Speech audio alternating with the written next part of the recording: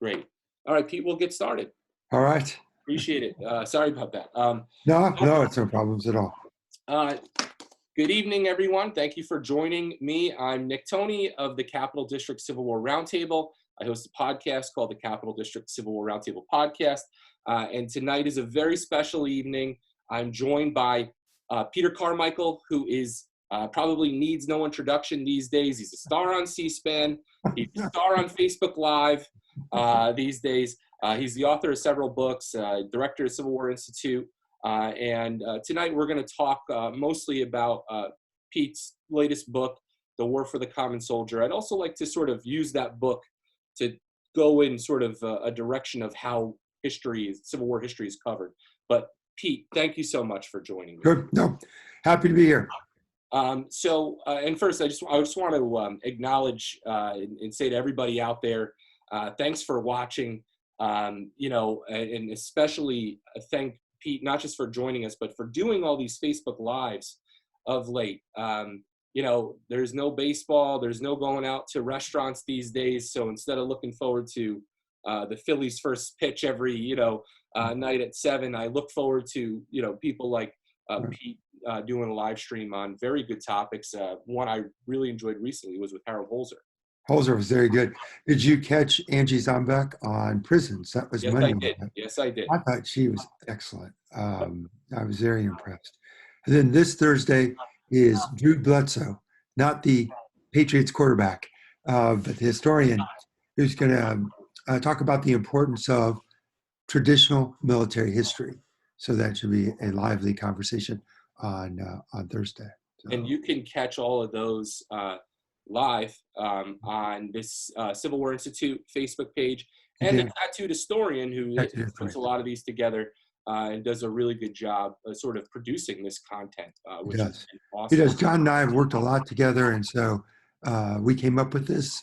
We're going to be doing this into June, and the Civil War Institute conference, which was scheduled for the second weekend in June, has unfortunately been canceled. And so we're going to do some stuff live when we're going to have the conference. There's a lot more programming to come. That's very good news for me. I've gone now twice in a row, last year and the year before, and I, of course, was devastated that it had to be canceled, like everything else. That's the way. That's what we have to do right now. But that is, if there's a weekend to visit Gettysburg, in my opinion, it is the weekend of your conference, because it's before sort of the rush of, I think, the more touristy season. The weather is beautiful, and not too hot. And it's got something for everything. You've got academics, you've got sort of popular history, you've got battlefield tours. So it's really well. We will be up and running again, I hope, in 21. But you have captured, I think, of what the Civil War Institute is about. It is the blending of historians of all backgrounds. The notion that CWI is just for academics is just simply not true at all. And in fact, most academic historians have some training or some practical experience in the field of public history. So it's a great thing to see. 15, 20 years ago, when I was just beginning, there was a real divide between public historians, such as people in the Park Service, as well as between academics. And it's just not there. I'm not suggesting that they don't do different kinds of history. They often do. But there's more of a common ground than ever before. I think the Institute, the conference, I think it reflects the very best of this spirit of unity that has occurred. I couldn't agree more, and I look forward to being there in 2021, but I look forward to the live content that you put out. Well, I'm just going to, before you give me a question, I'm going to get in my first question to you. Sure, I know you're good at that, yeah. I mean, what about, though, the roundtables? There have been some bloggers over the last few years who said that we are witnessing the demise of the Civil War Roundtable. What's your take on this? And I'm especially interested in your take on this in light of all of these live shows that are occurring that various people are doing, museums, folks like yourself, So what do you think about the future of the roundtable now in the wake of the pandemic? Yeah, I think sort of the general theme that we all, which sort of ties into your book even, is we all have to adapt. We Right. have to be flexible, and some of it's a little bit sad because, and I'm not, this is no secret to anybody. I mean, a lot of roundtables, the population of the membership is old. I mean, I don't know the average age of our membership, but it's got to be above 60. Yeah. And uh, people are learning how to, sort of being forced to learn how to be a little more technologically inclined these days. But yeah, Pete, I think it's gonna be different, and I think that there'll be no shortage of content, as we just said. The Tattooed Historian, CWI. I see American Battlefield Trust going live just about every night with new great content. But I don't know if you're gonna have groups, local groups that get together. And again, the real purpose when we first got together, which was years before, at least a couple years before I was even born, was to raise money for battlefield preservation. And I don't know how viable that's going to be, how we're going to be able to do that uh, in a few years. I'm not sure. But in terms of providing content, I think that there's a bright spot there. I mean, there are people that are engaged. There's a lot of good young historians, some of them you just named to me, who are putting out stuff all the time. So yeah, we're going to have to figure out a way forward. And we were talking just before we began. I mean, back in the mid '90s, and there's no secret about this either. The movie Gettysburg was what really set some of these roundtables off. I mean, our roundtable, and I might get some of these numbers a little bit wrong, but the idea is still there. We used to raise $15,000-$20,000 in a weekend at Gettysburg during the anniversary, and now, we have one of our most dedicated members, Matt George, goes there every year, and he's lucky to be able to pay the fee to, have a tent.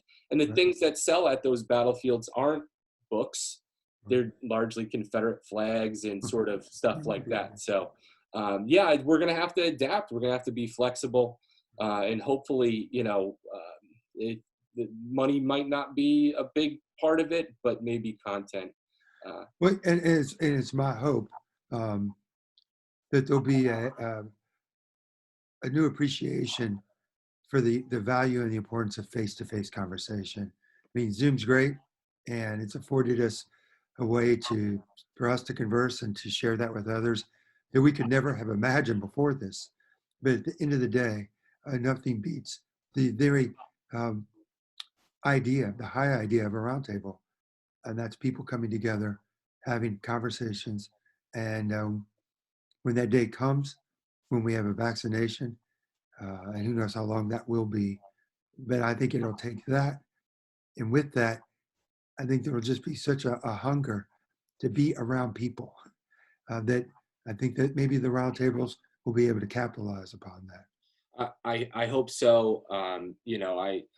Every once in a while I let my mind go there to the first time, that we all get together, and how sort of Right. joyful it will be, especially given some of the some of the sadness that we've, I think, all been touched by at this point. Absolutely.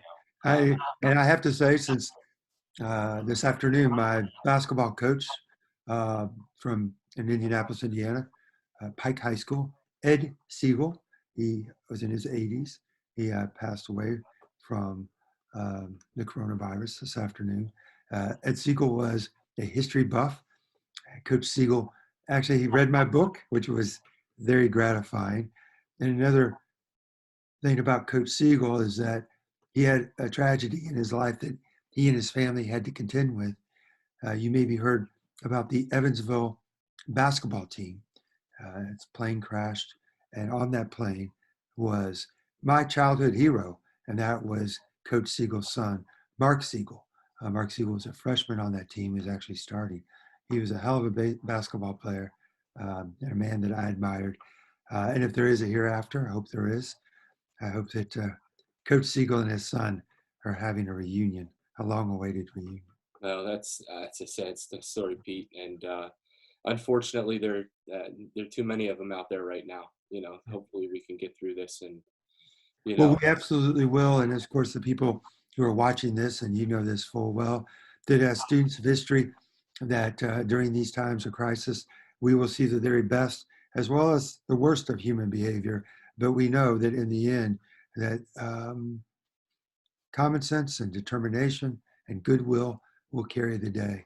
And we just have to always remind ourselves that there are people who want to capitalize upon the the misfits.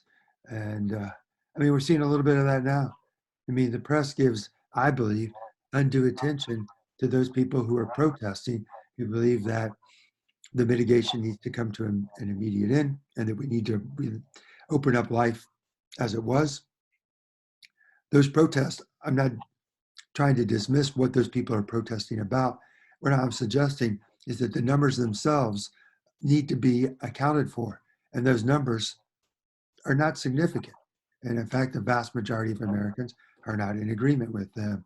And so my point again being, and it reminds me we can use this as a gateway to the war, is that if you look at the press and the press's insatiable and timeless need for ratings, that they will often make questionable judgments. They're an easy punching bag, and I'm not trying to do that. I'm just saying that if you were to study the Civil War and you were to look at how the press coverage the war, time and time again, soldiers on both sides were more than mystified by what they were reading. They were enraged. And I can only think about Fredericksburg and the Union soldiers who could not believe that the accounts of the Army of the Potomac, in a sense, coming out of Fredericksburg with their morale intact, and then looking at the wood cuts, especially in Harper's. Look at the woodcuts in Harper's. They're striking. There's nothing that would suggest that the attack on December 13th was an attack of just horrific consequences, as this slaughter, as the men described it. Rather, the woodcuts are quite different. One of the first woodcuts in Harper's depicted the Union soldiers storming the shoreline along the town of Fredericksburg when they were having to get the pontoon bridges built across the Rappahannock River. That's a dramatic moment. It absolutely happened. But the point being is that for those back home picking up that newspaper, their sense of what happened at Fredericksburg was badly distorted. And you can only imagine the men, the survivors, believing that this was a real betrayal as to what they had gone through. and I think that's exactly where your book comes in with. And I didn't plan to go at it like this, but it's probably the sort of the best place to go now, with the way you look at letters. And so sort of, with just to recap, the name of the book, The War for the Common Soldier: How Men Thought, Fought, and Survived in Civil War Armies. And I think, and let me just back up a little bit before I get to that point. I think what's really important here in your book, Pete, is the idea of the individual, and sort of, not dismissing lofty ideas, and how those ideas of union, slavery or non-slavery, define how decisions are made, but how moments in time are just as important. And so before we get to what people are reading in newspapers, as opposed to what's actually happening, or what soldiers are writing to their homes, as opposed to what they're actually seeing, sort of, can you start a little bit with sort of your argument? Sure. Because this is a different book. It's a really, really good book, but it's different. And it's sort of like, we have to take more into account in terms of looking at the individual and why they're making that decision in that moment in time.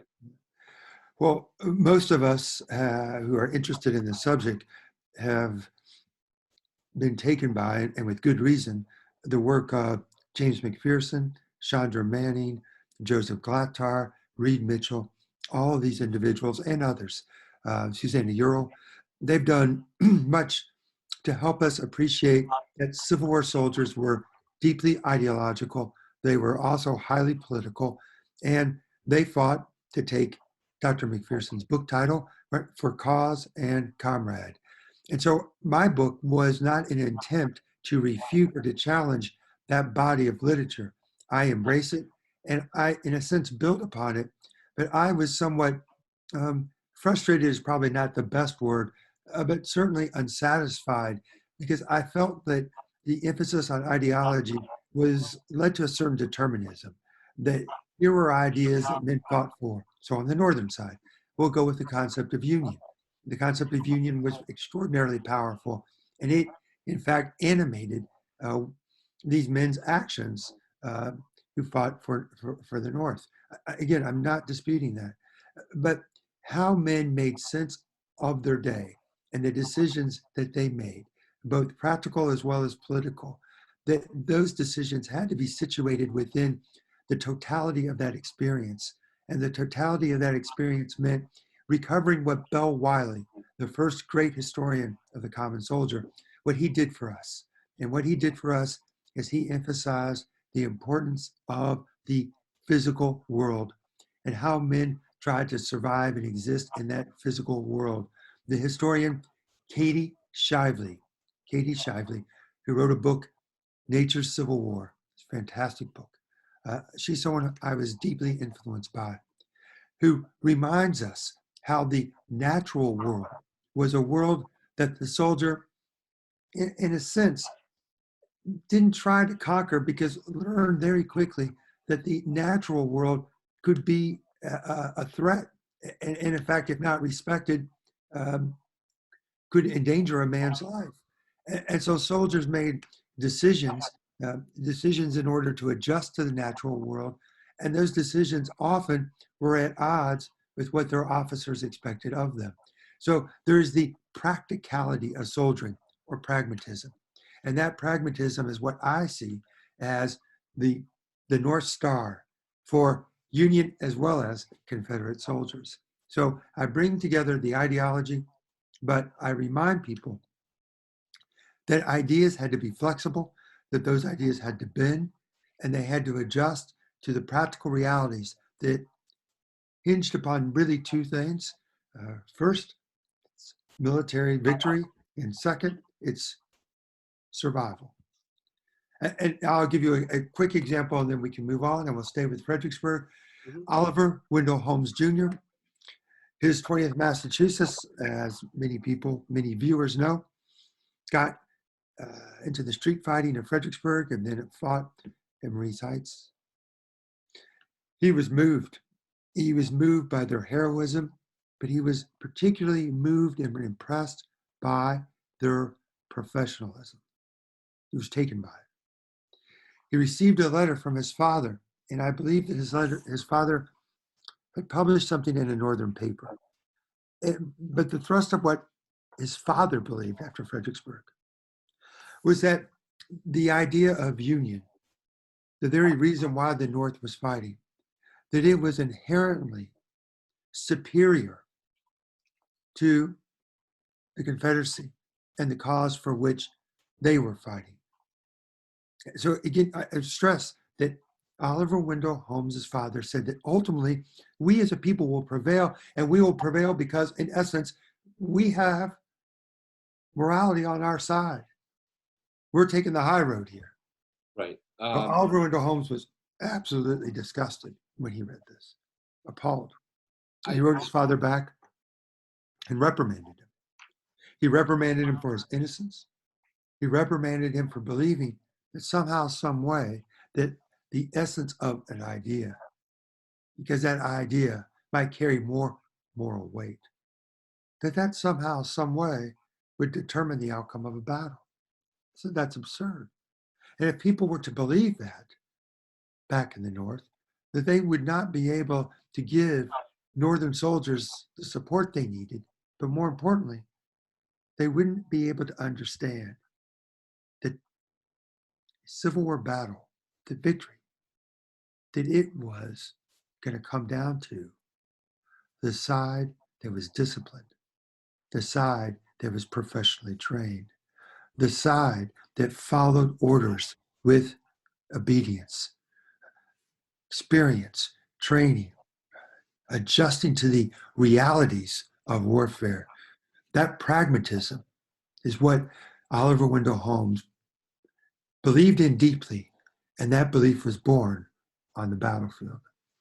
Well, in that pragmatism, just allows these soldiers to, in a big way, you're saying, win battles by discipline and knowing that we have to do this in order to put ourselves in a position to win. But it also helped them survive, which is the sort of the biggest, that last part of your subtitle, how they survived. I mean, literally surviving day to day in some pretty terrible circumstances. And, dilemmas like whether somebody should desert or not, whether somebody should re-enlist or not, whether somebody, whether it's moral to kill. These are all things that soldiers are grappling with from time to time. And depending on their circumstance, they could end up on either side of sort of these questions. And sort of pragmatism helps sort of drive what soldiers do in individual moments. Well, I think that's very well said. And to acknowledge again that their answers continue to change. And so what it helps us understand is that the notion of duty, as James McPherson, I think, explains it, is something that is very rigid and very fixed. And what we need to come to understand is that Civil War soldiers conceived of duty in something that was, again, much more flexible, something they could bend. So I'll give you a quick example. Men who deserted, in some instances, did so with the belief that they were acting in an honorable way. Now, they did not think that the act of desertion in itself was an honorable act, but they came to understand and accept and to justify why their departure from the Army without permission, and that was a clear violation of military law, why it was a necessity and an act of honor and an act of duty, because it was an act that preserved not just their own skin, but in most cases was to help and provide relief for those at home. It's especially true on the Southern side. So the idea of pragmatism, what I think it enables us to do, it keeps us from seeing Civil War soldiers as one-dimensional, almost stereotypical figures, that they were men of a different age, that they were men of iron duty.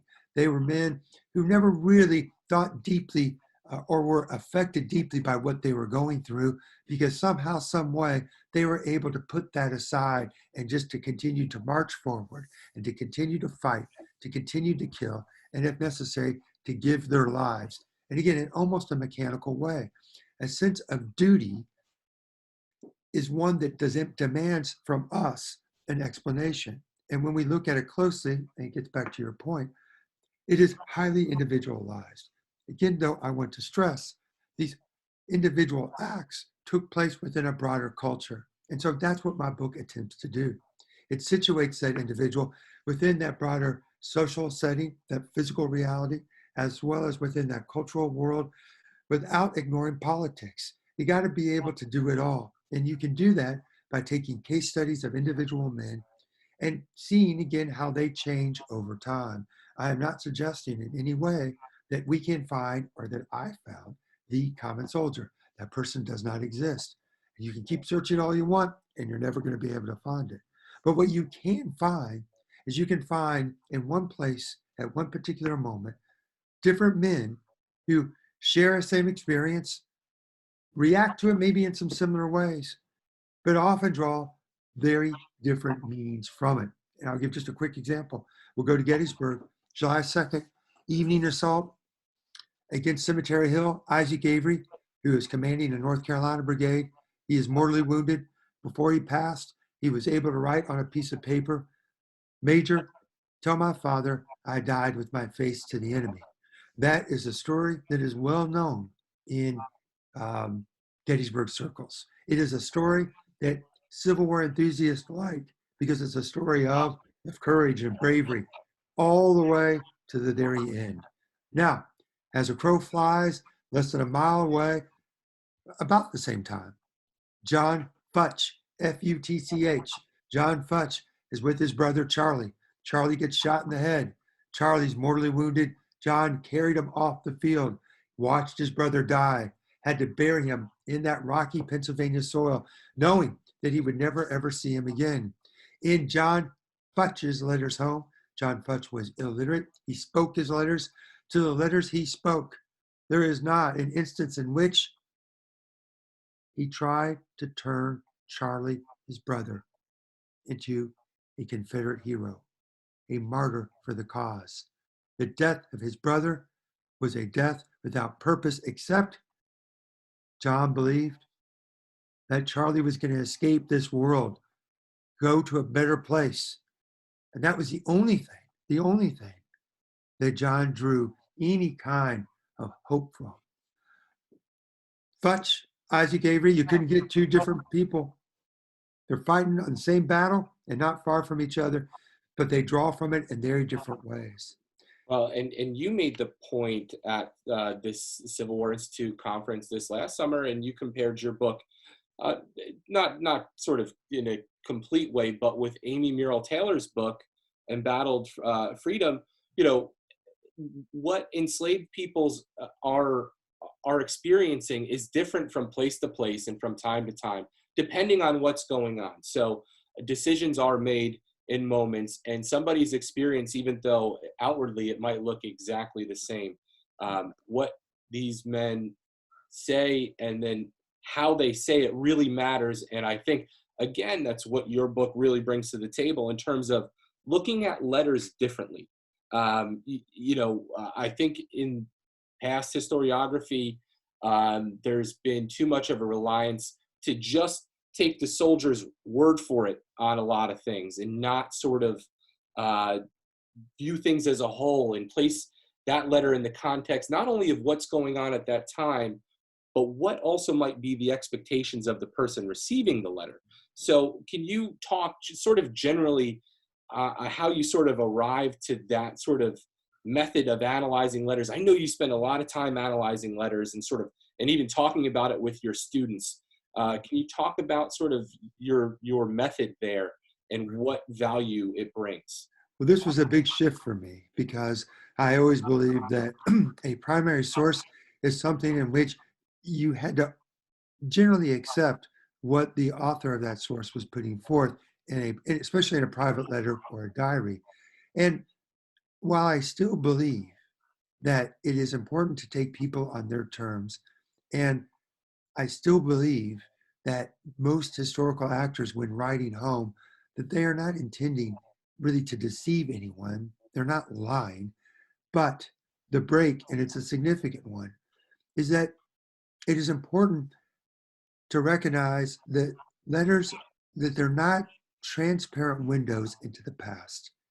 To simply look at a description of a letter and to say it is a snapshot in time, it is a failure then to capture the complexities that reside underneath the creation or the composition of that letter. So let me give you a specific example, give some people something more concrete. Stephen Ramseur, North Carolina officer, commanded a brigade at Gettysburg. His letters to his wife during the retreat from Gettysburg back to Virginia are letters in which he describes that the retreating column of Lee's army, that it was certainly under duress and that there was some straggling, but he insisted to his wife that Lee's army was in fact in fine spirits and that the vast majority of the men were holding firm and that when they got back to Virginia, that all would be well. That Gettysburg, in fact, wasn't really so much of a defeat, and not so much of a defeat because the Union Army wasn't pursuing. And if, in fact, they were the victors, and if they weren't a wounded army themselves, that they would have continued the advance. Of course, none of that happened. And so you look at that and you think, oh, okay, that's what Ramseur believed. And I'm sure he did believe that. But I'll ask you. You've probably read a few things about the Confederate retreat from Gettysburg. Did my description, my summary of Ramser's letter, does that fit what you understand? It's not particularly, no. I mean, and that's the importance of, and you kept saying, and you said it was a word that your wife created, but sort of these micro histories that, in sort of looking at his experience, you you just bring a fuller understanding to everything. So you get that fuller part when you then ask yourself this. So we could stop here and say, Stephen Dotson Ramsar, that letter that he wrote to his wife during the retreat from Gettysburg was really pretty much a lie. It's a falsehood. It's not a very reliable document. And because it's not reliable, we should discount it. Right. I would say, no, that's not what we do, just the opposite. When things don't make sense to us, when they don't conform to what you and I know was a historical reality, Lee's army was in bad shape. Desertion was skyrocketing. Things were unraveling. There is no doubt about that. So what possessed Stephen Dotson Ramsar to see that world in such a way that he presented the retreat to Gettysburg as it almost was a victory? Well, then you have to really dig deep. You have to understand, in this instance, the concept of honor. For Stephen Dotson Ramsar, the defeat at Gettysburg is a humiliation. And that humiliation is one that Southern men, especially Southern slaveholders, had a very difficult time grappling with. And time again, their confrontation with the truth, as we understood the truth, is one that they, of course, have to find a way, somehow, some way, which I think they truly believed. I think he believed in his heart of hearts that the Union Army was a wounded army.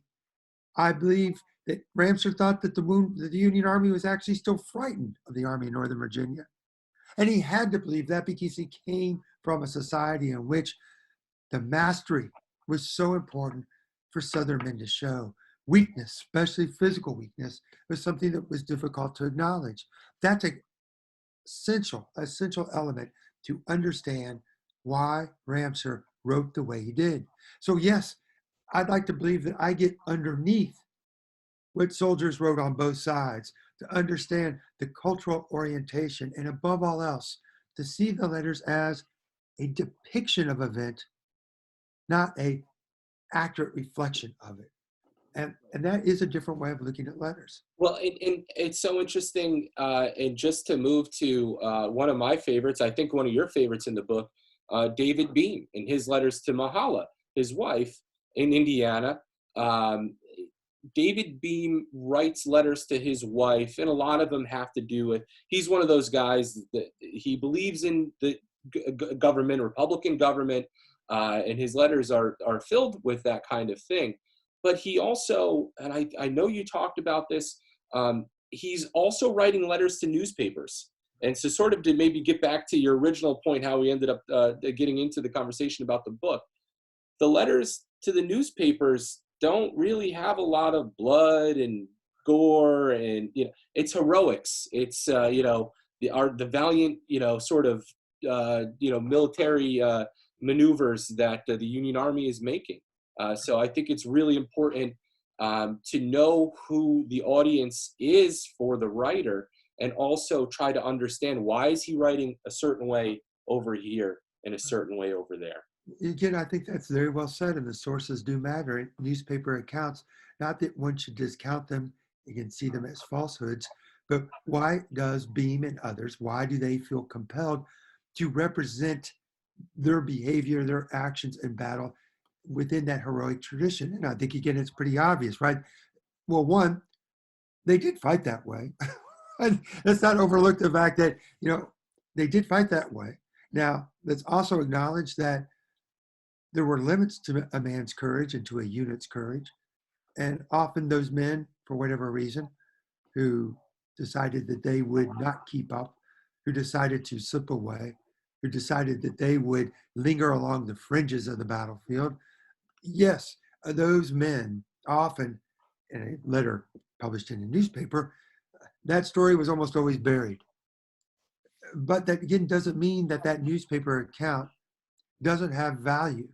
because we also then appreciate how badly these men on both sides, how they wanted to be seen within that model of the sentimental soldier, always brave, always disciplined, always pious, right? Pure living, a man who can go off and fight as an innocent, courageous soldier and who can return from war with that innocence preserved. And what is fascinating to me and fascinating about David Beam is that struggle, the act of killing, seeing other men get shot, to get killed, to coming to terms with that. They all grappled with it in different ways. David Beam's letters that followed his regiment's attack against the sunken lane at Antietam. Those letters are so powerful because his first one is written the day after the battle. It's just a little note, and it's a declaration of survival that he sent his wife. And it's from there he wrote a series of other letters, including a letter to the wife of one of his fallen soldiers, a Lieutenant Lundy, in which he describes Lundy in the most heroic terms. Lundy died almost a good death, fearless, instantly killed, but they gave him a decent burial. And then the letters continue. And in October, what we would call a breakdown, it certainly is what Beam suffered. He had to check himself into a private home. He said he could barely write and to keep his hand from shaking. But what's striking to me about this is that he never, at least in his letters, he never made the connection between what he had just endured at Antietam and why he felt so lost. He said that he would look out the window and just sort of stare and think about the war and its causes and why and how they had reached this point. But not once did he ever make that linkage. A few other soldiers I have seen who did that, but again, I don't want to suggest that every man suffered from what we would call the trauma of battle. But this goes back to getting to your point. Those letters only get us so far. And I'll ask you this. What do you think? Do you think Civil War soldiers drop the F-bomb from time to time? I absolutely. I think that How, they how cursed many all the letters? time. They probably had some very dark humor. I How, see how it. many how many how many letters have you seen with the F word in it? Yeah. None, probably. Um, I've seen one or two. I've seen one or two. But and, again, here I want to get to the point, and to remind us all that this great journey that we've embarked upon to recover the past, there's this holy grail out there for us. And I'm not alerting anyone, I suspect, to what everybody already knows, but I'll say it anyways.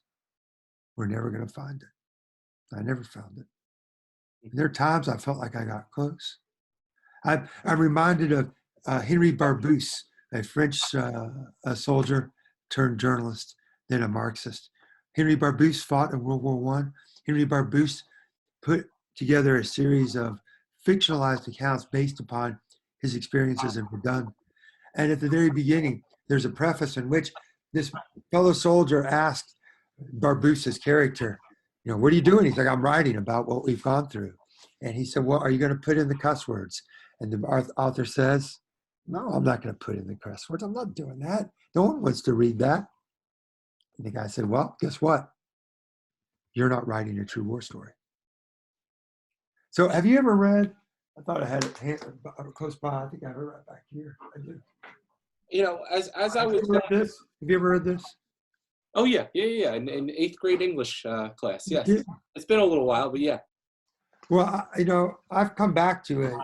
I want to read O'Brien's other stuff, but I'm so moved, and at the same time, I felt today how far I am from, like I just said, that Holy Grail. I don't know how to get to it, but You he know, got it, and in part because he obviously endured it. But I think the things they carried is a brilliant book. as I was reading your book for the second time, in preparing So for dense, right? it's a great book, and you've got all these great characters throughout. but I was trying to find that, every once in a while when you have an idea, but you can't exactly connect it, that there's probably something there. But I was lucky enough to take a course in grad school on World War I. And we talked a lot about the soldier experiences and looked at a few examples of their writing and memoirs. And so I was seeing a little bit of a connection. One book that came to mind, which I absolutely love, My Funny Little War, by Rene Arnaud, and he was a French soldier, fought all 4 years of the war and saw a devastation that you couldn't imagine. And I'm sure, he paints some pretty brutal scenes, but again, I'm sure that some of that is, it's got to be filtered the way that many of these letters are.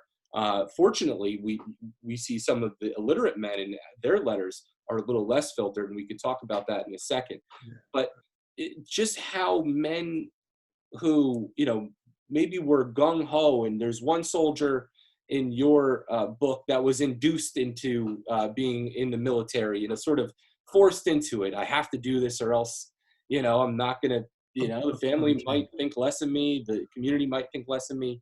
How men then start from that starting point, or even another starting point, then try, again, with this flexibility and pragmatism, to find some meaning that they can sort of live with and survive. And I got this in this book because, he's gung-ho to start. The Germans are, invaded. The Germans it's the Hun, and, we're going to kick their ass. Right. And then very quickly, it's just this deadly stalemate throughout. And sort of him and his men sort of find their meaning in their duty to each other, and sort of they bond together and being very critical of their military leadership, which is something that you see too with a couple of the men in your book. Oh, absolutely. Yeah, no, absolutely. And I think that is something that we can reconcile, or I tried to reconcile in my book. And that's the differences between James McPherson's For Cause and Comrade and Gerald Linderman's In Battle Courage. And Gerald Linderman's In Battle Courage is a book I'd encourage everybody to read. I think it's an important book.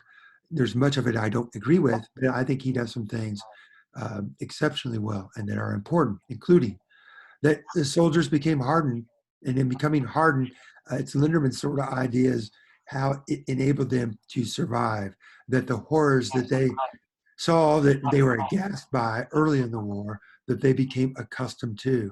And in becoming accustomed to those horrors, that in a sense, they became somewhat disillusioned, but at least became, if not disillusioned, certainly less idealistic. I think what Linderman misses, and then I think what McPherson overemphasizes, is the power of ideas. I think there's a mixture of both. And I think Oliver Wendell Holmes is a good example of that. Holmes becomes a pragmatist. He gets hardened to war. He goes through things during the Overland Campaign that truly terrified him.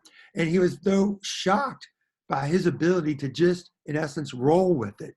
But through it all, he never doubted the value of the cause for union.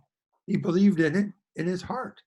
Now, he might not be writing about it the way that he did in 1861, but he never lost sight of why these men were suffering and dying for the cause. So to become hardened to the war, to become hypercritical of your superiors, to believe that the people back home don't understand you or they've abandoned you. All of that is true, and it's true on both sides. But they were able to navigate and to endure that and still not lose sight of some of their core beliefs. And I think, and just to add on to that quickly, Charles Biddlecombe is the best example in your book, I think, of sort of seeing this happen. Biddlecombe is he owns a modest farm in Monroe County, New York, near Rochester. He's the soldier that is induced into military service. He's not. That's his letters. Yep. He's induced into service. He's not big on Union. He's certainly not big on Lincoln. He does it because he feels he has to, and he's likely to. He's probably going to get drafted anyway. But through Biddlecombe, you sort of see this evolution. He's never really quite buying into it, but he's been through battles, and now he's, this uniform that he made jokes about before. This uniform now means something. It means something about his manhood, which is very important to him, and it means something about duty. And even Biddlecombe starts to evolve, and that flexibility again on Lincoln and on emancipation. And sort of through Biddlecombe, I think you could sort of, and again, not to overgeneralize, because you caution against this over and over again. It's really important. But through Biddlecombe, maybe you see this sort of general flexibility within soldiers in the Union Army who, at the start of the war, most of them didn't give a damn about emancipation, and who start to sort of move and shift and sort of, see sort of the pragmatism of it. Right. I think you've summed up Charles Biddlecombe very well. By 1864, a man who lashed out against the war effort, believing that it was hopelessly misguided and corrupt, and very critical of all of his officers. And he never lost that edge entirely. But by the fall of 64, he understood that if this war were going to come to a close in a fairly speedy way, that he believed that the Lincoln administration was the administration that could accomplish that, and that emancipation was, it was a war tool, right? It was a weapon to be used. And so, yes, Biddlecombe is a great example of that. But it goes back again to this point. And here it is something very, sort of straightforward and obvious regarding how historians reconstruct the past in their narratives. And so for most books on common soldiers, we'll look at a topic on, emancipation. And to make the argument that men's views changed over time, you take a sampling of 10 or 15 people, you extract is the key word here, quote here, a quote there, I'll put a topic sentence over it, right? And there you have it. Well, you take a quote from one of Biddlecombe's early letters, and you would get a view of him that's horribly inaccurate, because you've got to see how any man's views, especially Biddlecombe's views, how they changed in relationship to the course and the events of war. And so for much of what we've done, I believe, we have, unfortunately, created snapshots. And these snapshots are just a few quotes. They often, but not always, they are very, I think, flat. They're sterile portraits of men. We lose how dynamic these men's ideas were, and but more importantly, we miss the interaction between these men and their environments. And that was really the whole point of this book, to recover, capture the totality of the experience. Well, and Pete, you did it extremely well. It's a really, really good book, and one that I would urge everybody to read, because, again, you're not dismissing the historiography. That is not at all what's going on here. Beliefs mattered. But again, that point that you made with Biddlecombe is so important. If you read him in 1861, he's a completely different, what he says, really needs to be taken in context to what he says to 65, and sort of telling the whole story. The thing that's sort of daunting is, how are we as historians gonna, that there's a lot of stuff out there now. If we're gonna try to sort of, give sort of all these soldiers who wrote sort of, this kind of play, but you did it really well with, the soldiers you took on here.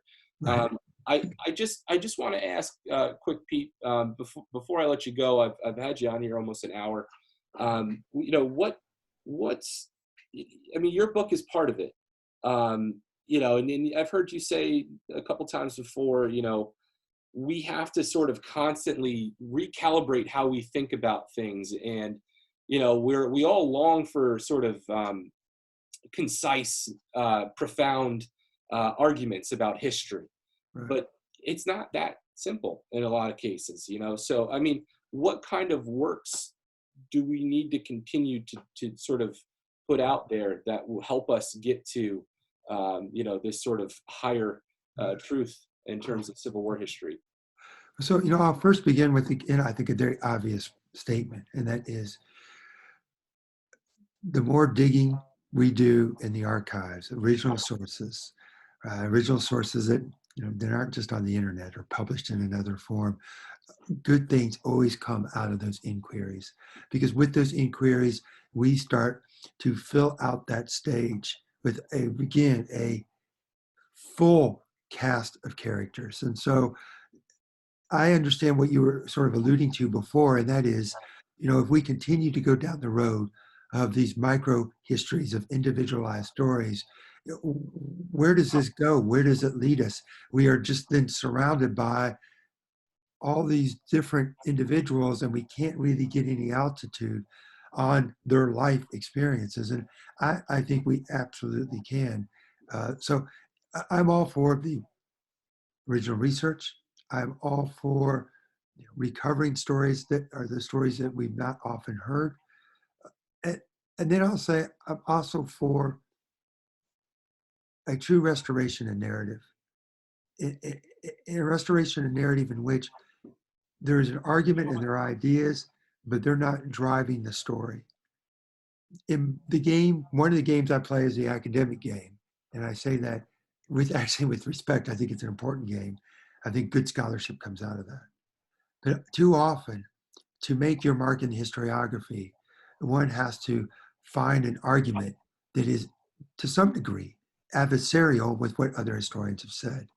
I think that drive, that impulse to be original in an argument, it sometimes pushes scholars to look at evidence in ways that it leads them to where they need to go. Whereas, I'm now writing a book, I'm writing a Gettysburg book, and it's a Gettysburg book that's going to be based on 7 people. And my hope is that my interpretive voice will almost never surface at all. And it's my hope, though, that someone who would read it, and it would be a book that they maybe read nothing on the Civil War or Gettysburg, but they'll come away understanding that if you want to appreciate what the men did here, that you cannot look at their actions in isolation from their relationships with their comrades to their connections to the home front, that you could read my book and get a feel for the battle and how men endured it and how they came to terms with it. But you would also then understand notions of trauma, which they didn't really have. That you would also understand how people invoke God at a time of crisis, like a battle. So my hope is that I can tell a narrative story, that there will be ideas there, and it's something that people can hang on to, but it won't distract them from the story itself. Well, Pete, that's profound stuff, and I look forward to reading that book. I could ask you more questions, but I'm gonna leave it there, and thank you so much. I will just fit in a few plugs if I could. First and foremost, Pete's book, War for the Common Soldier, great book. If you're watching on the CWI website, you probably already have it and love it. But it's worth saying again. I also, if you don't mind, Pete, I'm just going to say, if you haven't checked out the Capital District Civil War Roundtable Facebook page, we try to post interesting stuff and keep our sort of membership engaged. We do monthly meetings. Obviously, not right now. This is sort of in place of a monthly meeting, talking to you. But I also host a podcast, and I've been extremely lucky to get tremendous scholars like Pete. I was just telling Pete before we began, I just interviewed Gary Gallagher, who was Pete's advisor. Joan Waugh did a podcast all about Ulysses Grant's life, and sort of, we covered sort of a biography, but also really got into memory and sort of what Grant came to sort of symbolize after the war, and we dealt with his presidency sort of in a way that I hope was useful. So please check out the podcast. And Pete, I don't know if you have any closing words, but I thank you so much. No, thank you. And I really do appreciate you doing this. And as we were talking about before, anything to make these connections between historians.